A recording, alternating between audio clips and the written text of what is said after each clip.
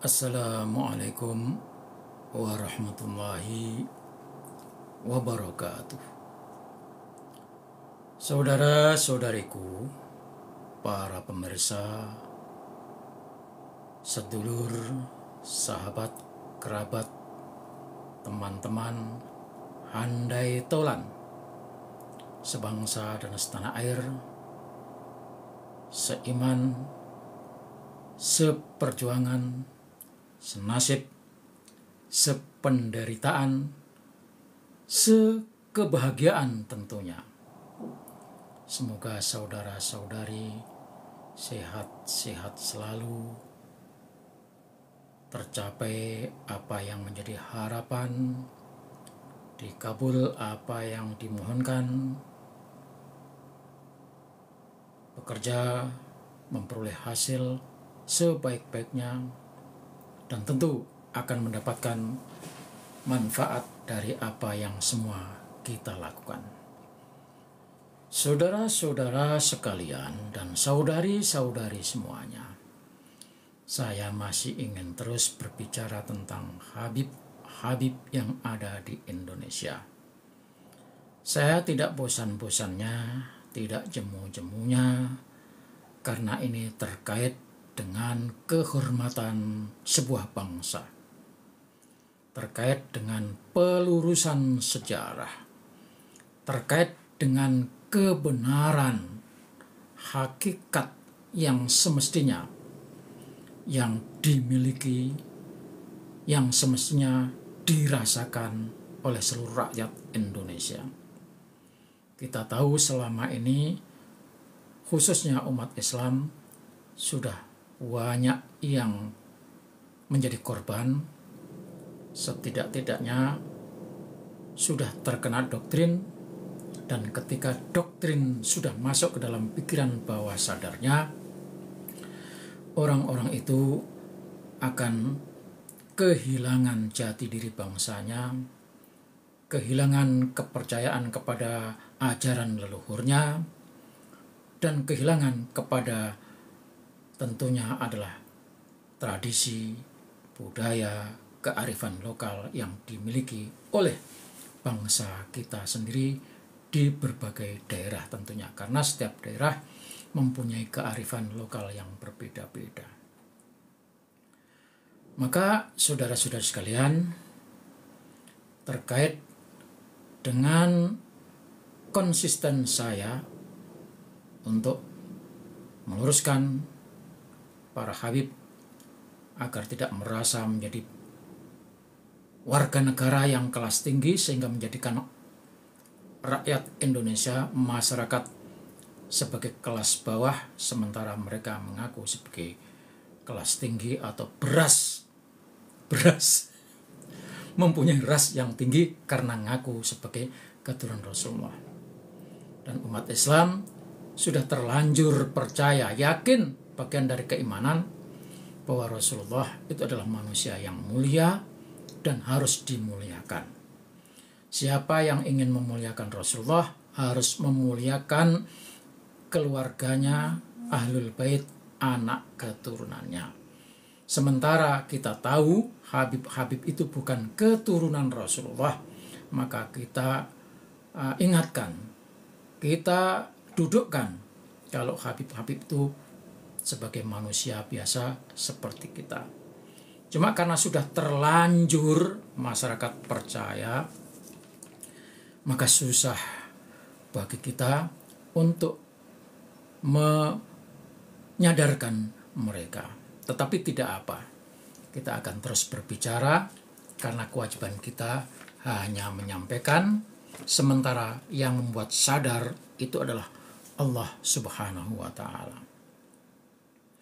Saudara-saudara sekalian, tidak ada yang menolak tesis Kiai Imaduddin Usman Al-Bantani yang menyatakan Habib itu bukanlah keturunan Rasulullah atau nasabnya tidak terkonfirmasi nyambung sampai kepada Rasulullah. Sungguh pun demikian, Habib-Habib masih ngotot, apalagi ngotot sebagai keturunan Rasulullah, apalagi sudah menikmati hasil dari pengakuannya itu sebagai cucu Rasulullah, di mana orang-orang yang percaya kalau Habib adalah keturunan Rasulullah, mereka akan sami'na wa ata'na tanpa reserve,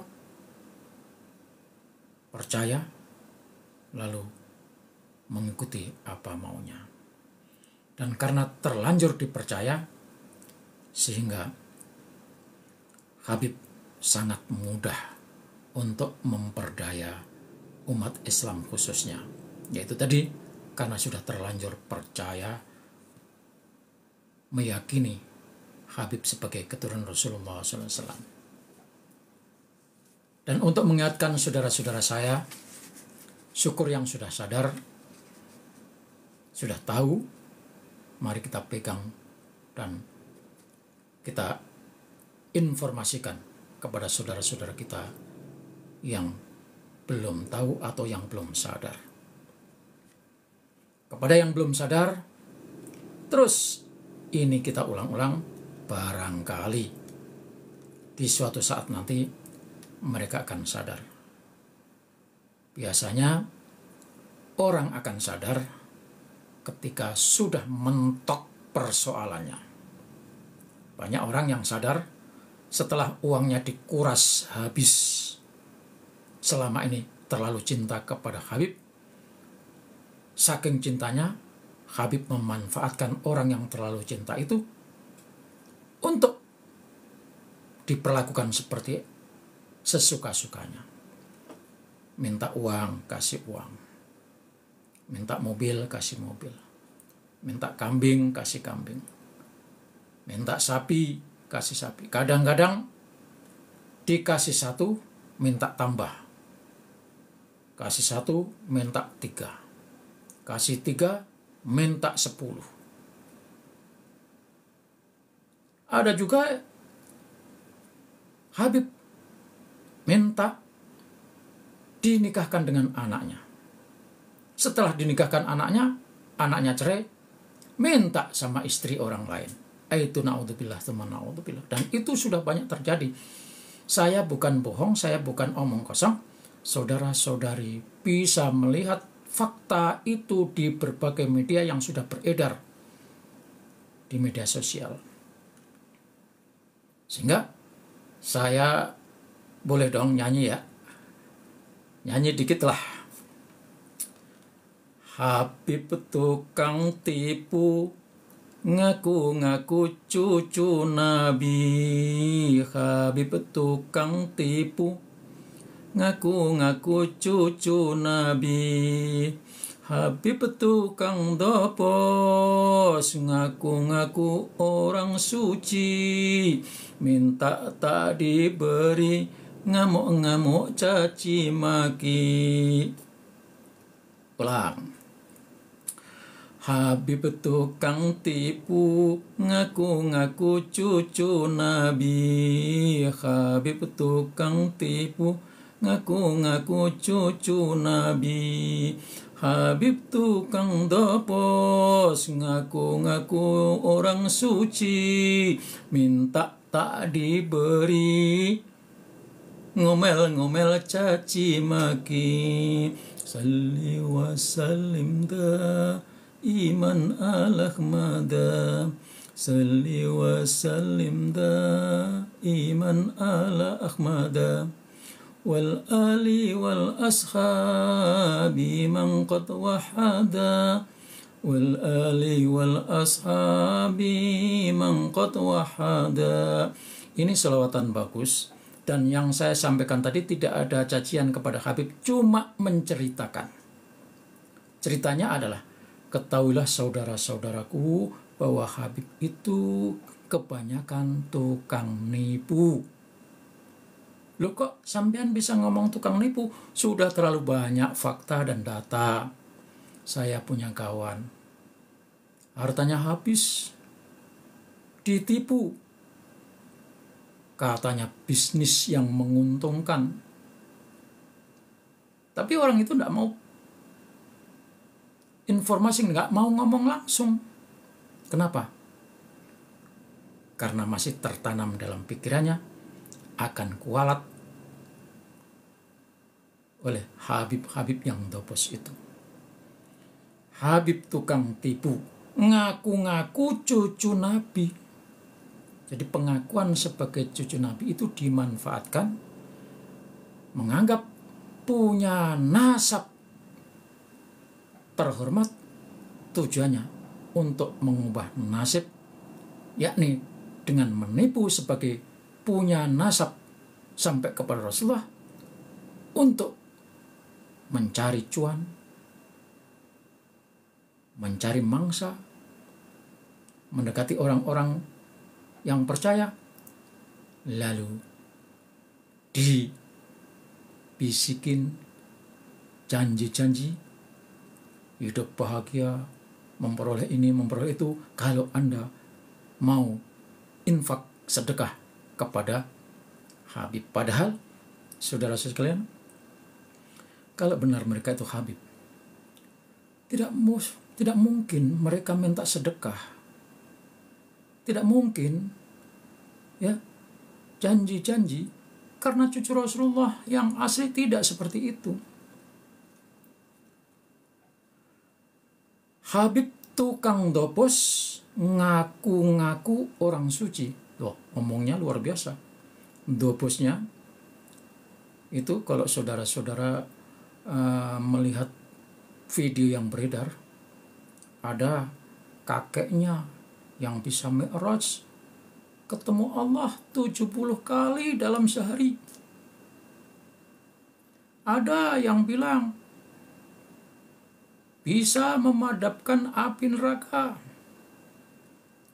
Ada yang bilang rantai emas itu turun dari langit.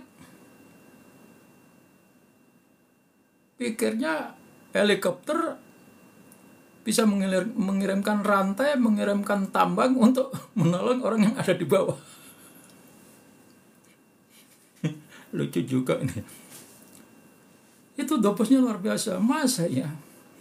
Katanya ada saudara bertiga anaknya seorang Habib yang dikdaya, punya keaji, punya kekuatan. Kopat kapito kayak buntute, ulo tapak angin, maburo kayak mau beranjangan. Itu kalau orang Jawa bilang. Ada Habib yang model kayak gitu. Padahal itu cerita-cerita dobos. Kalau soal cerita dobos kita juga bisa.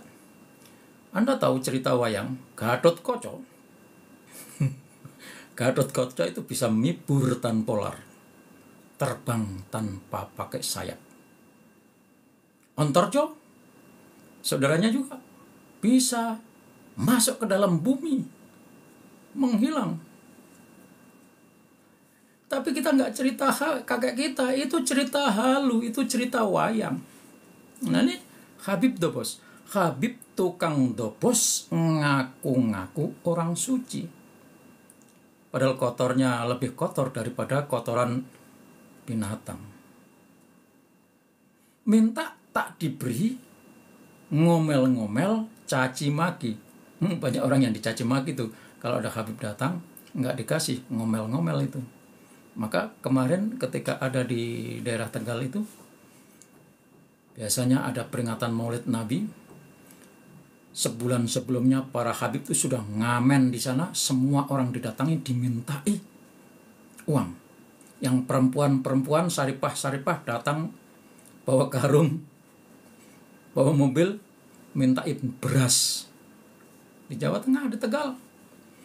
Begitu sebulan sebelum acara, anak-anak mudanya yang sudah mulai terbuka wawasannya, terbuka pikirannya, bikin spanduk besar-besar ditaruh di pinggir desa, ujung-ujungnya yang mudah dibaca. Tulisannya diantaranya adalah, kami tidak menerima kehadiran Habib. Akhirnya menurut informasi tidak satu pun ada Habib yang datang ke sana. Jadi Habib itu sebelumnya datang ke sana, kalau nggak dikasih ngomel-ngomel, sumpah serapah keluar. Saudara-saudara sekalian, masih kita lanjutkan nyanyiannya, selawatannya. Habib cucu Osman bin Yahya Mufti Betawi. Habib cucu Osman bin Yahya Mufti Betawi. Jongosnya Belanda, pengkhianat negeri ini, memberikan fatwa hinakan para kiai. Salli wa sallim da iman al-ahmada, salli wa sallim da iman al-ahmada, wal ali wal ashabi man qad wahada, wal ali wal ashabi man qad wahada. Habib cucu Osman bin Yahya Mufti Betawi. Habib cucu Osman bin Yahya cucu Mufti Betawi.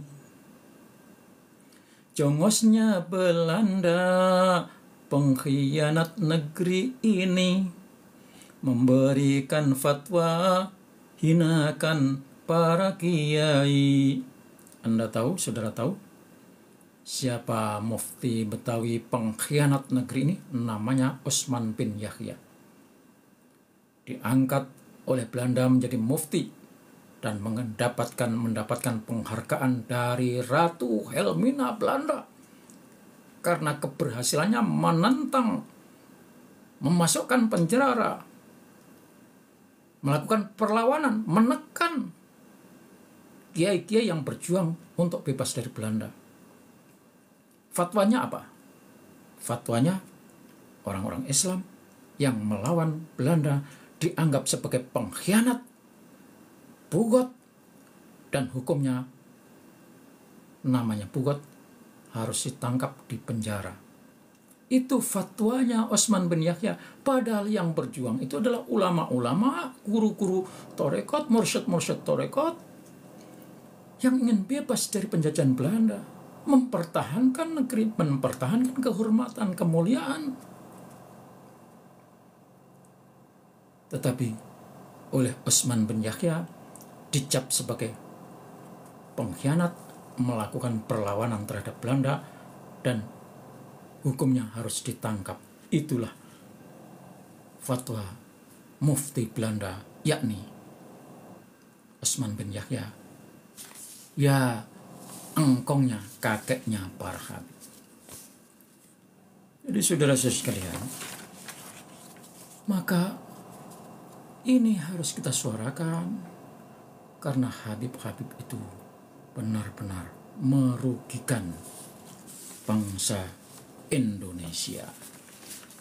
Saudara-saudara sekalian, itulah yang ingin terus saya sampaikan. Semoga Allah Subhanahu wa Ta'ala terus memelihara kita, terus menjaga kita, bisa setidak-tidaknya berkontribusi terhadap bangsa Indonesia agar tetap damai, aman, tentram. Karena kita tahu habib-habib itu setelah era reformasi di mana ada kebebasan, mereka membangun kekuatan di bawah komando Rizik Syihab, dan itu telah membuat tatanan yang selama ini mapan dirusak, dan sesungguhnya merekalah yang memecah belah umat Islam Indonesia, bukan Kiai Haji Imaduddin Osman Al-Bantani.